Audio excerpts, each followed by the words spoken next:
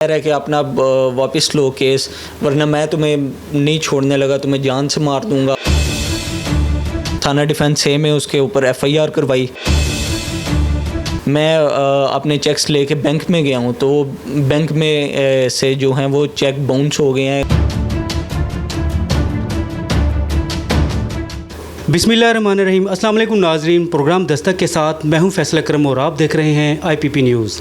नाजरीन, लोगों को झांसा देकर धोखा देने का रिवाज रवां दवां है। आपको पता है कि रोज़ाना कोई ना कोई नए तरीक़ों से लोगों को लूटा जा रहा है। आज के इस प्रोग्राम में मैं आपकी मुलाकात एक ऐसे नौजवान से करवाने जा रहा हूं जिनका नाम अज़ान दानिश है। वो एक ऐसी झांसे में आकर अपने आप को, अपने कारोबार में नुकसान उठा बैठे हैं। इनके साथ क्या कुछ हुआ, ये कहां कहां गए, किस किस दरवाजे पर अपनी दस्तक दी, आइए हम उन्हीं की ज़बानी सुनते हैं। अस्सलाम वालेकुम। वालेकुम अस्सलाम। दानिश, क्या ये सारा माजरा क्या है, आपके साथ क्या हुआ, आप ज़रा अपनी ज़बानी खुद ही बताइए।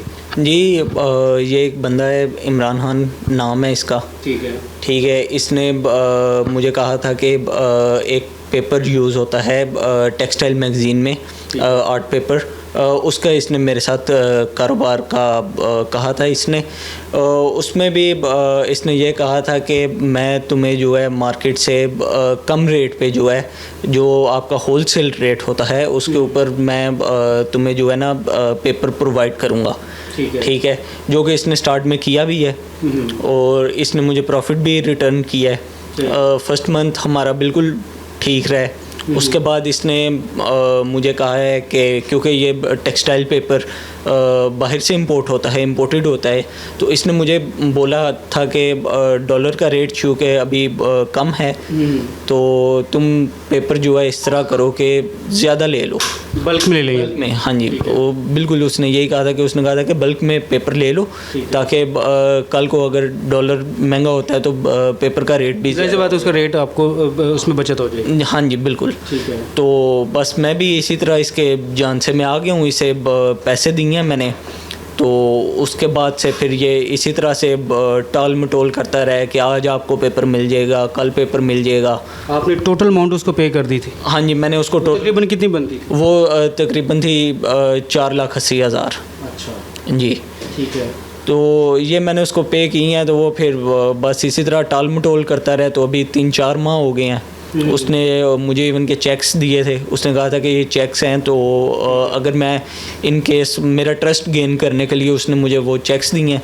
तो जब इतना टाइम गुजर गया है, नहीं हुआ और वो डेट आ गई है चेक्स वाली, मैं अपने चेक्स लेके बैंक में गया हूँ, तो बैंक में से जो हैं वो चेक बाउंस हो गए हैं इनसफिशेंट फंड के थ्रू। ठीक है। क्योंकि उसके अकाउंट के अंदर पैसे ही नहीं थे। सही सही। अब आपको आगे से वो बंदा जो है, उसका नाम आपने बताया इमरान खान। इमरान खान साहब जो हैं वो बाप के बिल्कुल राब्ते में नहीं है। ठीक है। आप उनका कोई नंबर वगैरह, कोई आपको जिस पे कॉल करते हो, या जो राब्ते का क्या ज़रिया था आपका?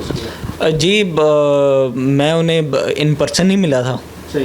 तो लेकिन फिर उन्होंने मुझे पहले एक नंबर अपना उन्होंने मुझे कॉन्टेक्ट नंबर दिया था ओबियसली।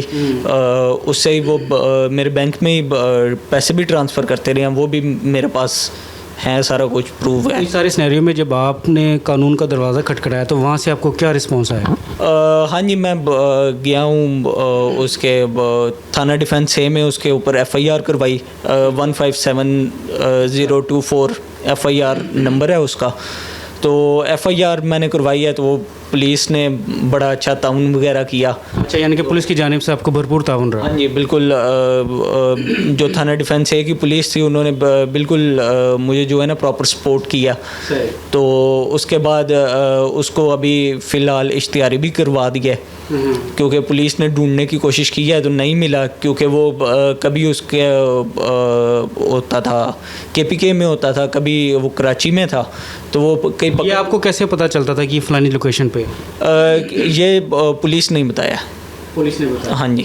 तो वो जो आप जिस नंबर पे आप उसको रब्ता आपका होता था, वो नंबर इस टाइम ऑफ जा रहा है या चल रहा है नंबर? जी, वो नंबर ऑफ जा रहा है। Number of? हाँ जी, नंबर ऑफ जा रहा है। किस टाइम पे ऑन होता है, लेकिन उस टाइम पे भी कॉल करते हैं तो वो कॉल पिक नहीं करता। जी, तो ये जब उसके ऊपर पर्चा हुआ है, वो पीओ हुआ है, उसके बाद उसने मुझे कांटेक्ट किया यूके के नंबर से। अच्छा। जी, इमरान खान ने मुझे यूके के नंबर से कांटेक्ट किया है उसके बाद से उसने मुझे धमकियाँ देनी शुरू कर दी हैं। उसने कहा कि चलो मैं तो पकड़ूंगा ही पकड़ूंगा, तुम्हें नहीं, मैं छोड़ने लगा। यानी कि अब आपको वो संगीन नतायज की जो है धमकियां दे रहा है कि अगर आपने मेरे खिलाफ कोई कार्रवाई की तो मैं आपको। जी वो हाँ जी बिल्कुल, वो यही कह रहा है कि अपना वापस लो केस, वरना मैं तुम्हें नहीं छोड़ने लगा, तुम्हें जान से मार दूंगा।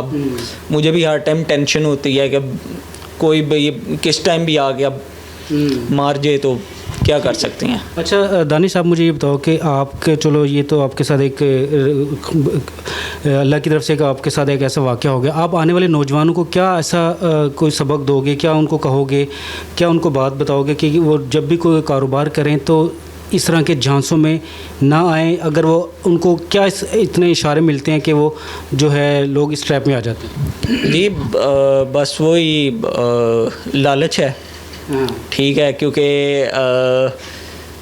जब भी आपको कोई मार्केट से बहुत ज़्यादा कम रेट देगा तो वो उस मोस्ट लाइकली जो है वो फ्रॉड ही करेगा आपके साथ, क्योंकि 5 to 10% समझ आ जाती है। उस टाइम आपका थोड़ा सा दिमाग ने थोड़ा सा आपने काम नहीं किया, ज़ाहिर सी बात है, बिज़नेस को लेके चल रहे थे, तो मार्केट से इतने कम मार्जिन में अगर आपको एक प्रॉफिटेबल बिज़नेस मिल रहा है तो आपने पीछे देखा ना कि बैकएंड पे ये बंदा मेरे साथ कोई फ्रॉड, आपके जहन में कोई ऐसी बात नहीं आई? क्योंकि पहले मेरे जहन में था, तो पहले मैंने उसके साथ जो है ना इसलिए थोड़े पैसों से स्टार्ट किया था, लेकिन चूँकि उसने मुझे प्रॉफिट दिया था और अच्छा प्रॉफिट मिला था मार्केट के हिसाब से, तो उसने मेरा ट्रस्ट गेन किया और उसके बाद फिर मैं भी फंस गया हूँ।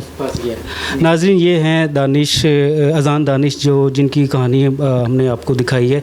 तो कहने का मकसद, प्रोग्राम बनाने का मकसद हमारा ये था कि कानून तो है ही है, लेकिन हम जब कारोबार में पैसा इन्वेस्ट करते हैं वहाँ में खाली पैसा ही इस्तेमाल नहीं करना, वहाँ पे हमने अपने आप को, अपना दिमाग भी इस्तेमाल करना है, अपनी सोच भी लेके आनी है कि आया कि हम अपने आप को तो अपना पैसा तो इन्वेस्ट कर रहे हैं, अपना आप भी इन्वेस्ट कर रहे हैं, लेकिन हमें बचना होगा यकीनन उन नौसरबाज़ों से, उन धोखेबाजों से जो कारोबार की आड़ में जो है सादा लोगों को लूट रहे हैं। उम्मीद है आपको हमारा आज का प्रोग्राम ज़रूर पसंद आया होगा। अपने मेज़बान फैसल अकरम को इजाज़त दीजिएगा। अल्लाह हाफिज़।